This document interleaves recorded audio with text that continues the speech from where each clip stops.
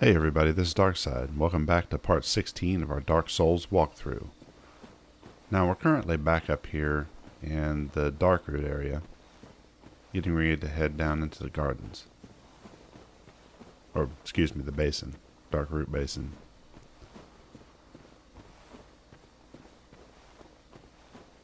Now you gotta be careful around these paths here because they are very easy to fall off. And there are certain enemies out here which will take that to their advantage, and we will come across one of those here shortly. Now, one thing to note here is that there are just a few of these crystal lizards down here. Well, one anyway. Hurry it and get it quickly as you can. Don't want him to get away. Get some good twinkling titanite off of that. We can upgrade one of those magical items here in a little bit. Continuing our path downward. And everybody seems to be telling me there's a lizard around here. Really? I just killed it.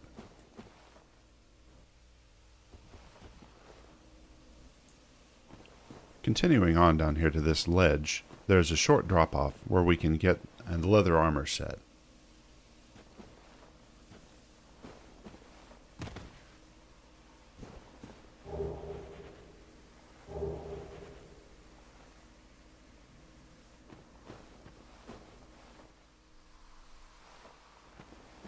This one's a slightly longer fall.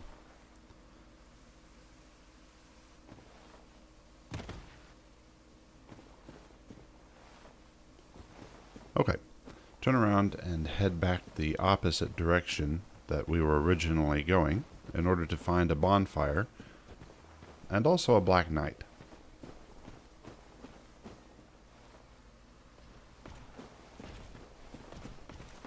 And whenever you're doing this, it's best to try to bring him back up a little ways in order to get a little bit of room in order to fight him.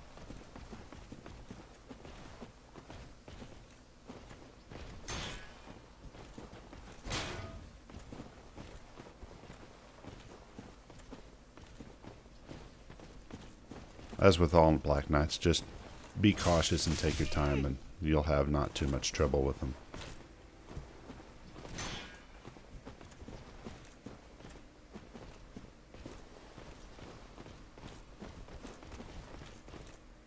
Finally landed that backstab there.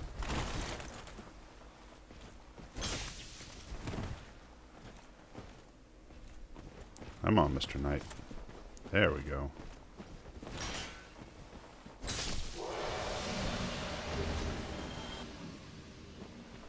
And we are now a blue titanite chunk richer.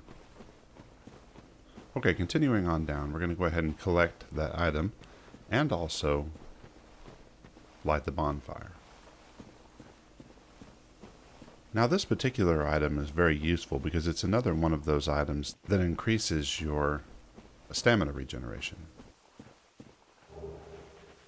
It's the grass crest shield. You'll see this used a lot in PvP.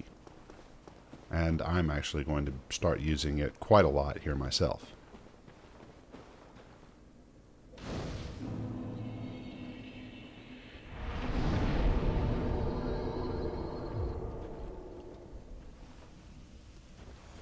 Okay, next up, we've got a few baddies in order to take care of before we can face off against the Hydra. Now, the trick to doing these guys while the Hydra is alive is that you can't get too close, because the Hydra can hit you from an extreme range away. The first two are usually not too much of a problem. It's the last two. Getting them to aggro you so you can bring them back to a safe spot, you very well might wind up dodging that Hydra out there. And the safe range is not very far. So what I typically like to do is use a bow in order to pull them back towards you, and then take them out. They're not exceptionally hard, and they're also a good place to farm titanite chunks, blue titanite chunks.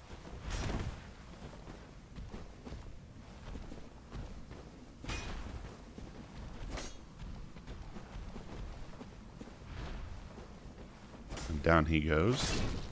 I'll not make you watch the other two, and we'll skip right into the Hydra.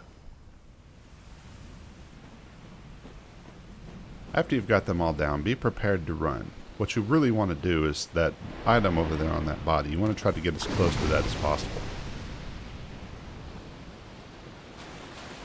Now be careful here. If you look at the silhouette in the water, you can actually see that there is a ledge, a drop-off point in the water. So what you want to do is get close to it, but not go over it. And he'll switch over to a melee attack. In which case, all you really have to do is start chopping off heads. It doesn't take many hits in order to chop off a head.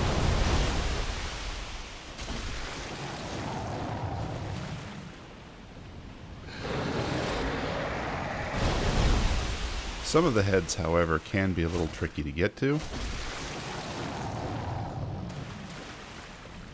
And as you see here, I actually still had on the Chloranthy ring, and I'm getting ready to change that over as soon as I get a moment to the Rusted Iron ring, so I can better try to get to these heads before they get out of the water.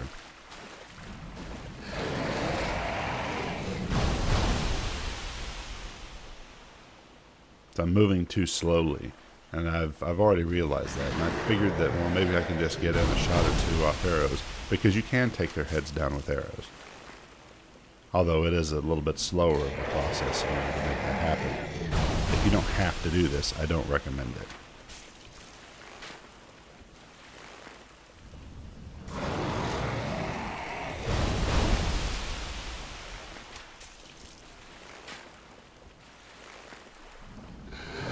And as you can see here, I am about to get bored of doing this myself, and that's whenever I'm going to start formulating other plans, because these heads are just not coming off like I like them to. And every now and again he does change his pattern, which is good, because that puts heads in different places. He'll still use this pattern for a while, which gives you the advantage.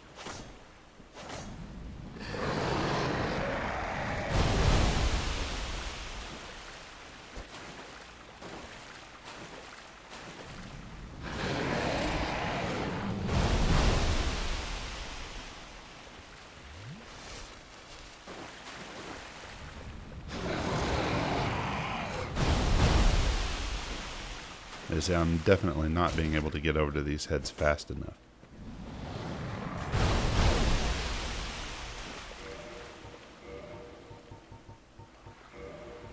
So I finally smarten up, change rings.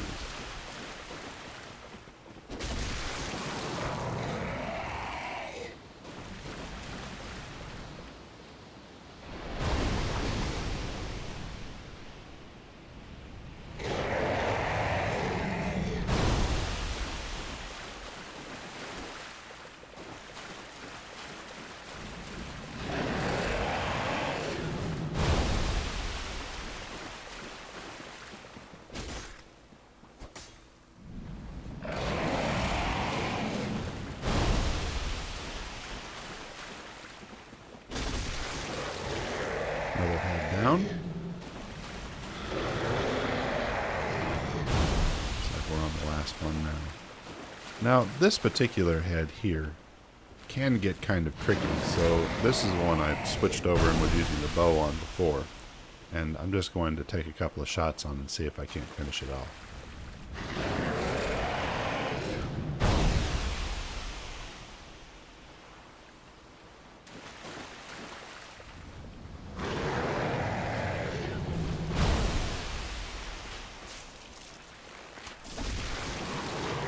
There it goes. Down one Hydra. We're going to be coming back to this area a little later on, but we can't do it in our present conditions, so it's not worth spending time right at the moment. So we'll pick up this yet another item set, and we're going to start making our way up towards the 3 cats. It's time to do a little cat killing.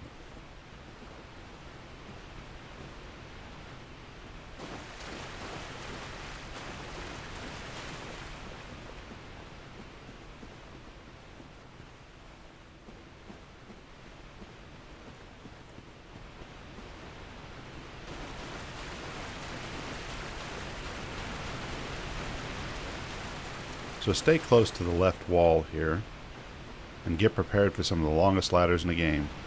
I'm not going to make you sit through them.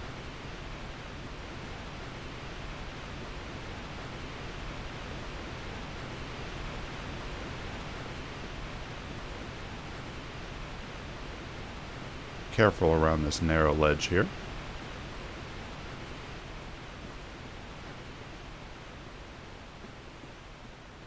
Unfortunately, this is not a necessarily important item. I suppose it's good for a few souls, though. Once again, shortened the ladder, although that one wasn't nearly as long. And here we come with our small forest of safety. Now, the general idea here is that we're going to have 3 cats come out. The first, well, there's going to be one at first, and then he's going to have 2 more join him. What you do is you just walk right out there, and he will immediately look like he's getting ready to attack, and he'll start running and do a rolling attack and wind up hitting himself on the trees. He can't come back here too far. So the main idea here is to lure him in, wait till he stuns himself, then run up and grab a quick couple of hits. Rinse and repeat. You'll do this for the other 2 as well, and chances are you'll probably wind up fighting all 3 of them at once at one time. They're not terribly difficult. They do require a little patience. As you can see, there's the other 3, or the other 2 rather. It's the same thing. They'll all come out and attack. Just come up. Fire works well against them. Melee attacks work well against them. Lure them in. Hit them a couple of times. Make them regret ever coming down here. Good thing about these cats is that once you kill them, they do not spawn again. Which will make it much, much easier in order to get to the Great Wolf here in a little bit.